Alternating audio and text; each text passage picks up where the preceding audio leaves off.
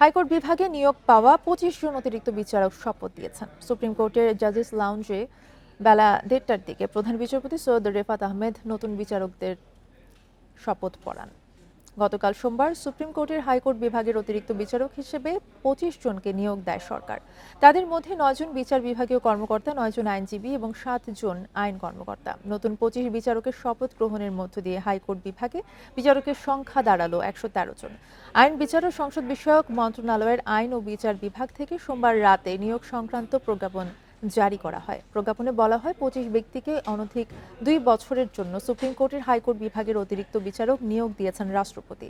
আর শপথ গ্রহণের তারিখ থেকে কার্যকর হবে এই নিয়োগ।